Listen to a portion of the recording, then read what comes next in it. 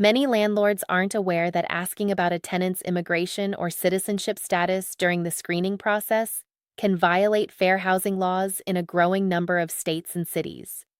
But there are specific legal ways to verify work authorization for situations where it's relevant, and documentation matters.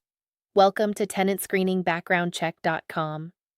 Our free legal status declaration form is designed for rental situations where the landlord has a legitimate, documented, non-discriminatory reason to verify an applicant's authorization to reside in the United States, such as income verification when income is tied to employment authorization, or for subsidized housing compliance requirements.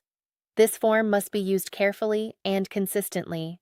It should never be used to screen out applicants based on national origin, which violates the Fair Housing Act.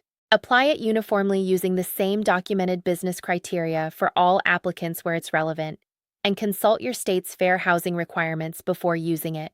Used correctly and consistently, this form creates a documented, legally defensible record.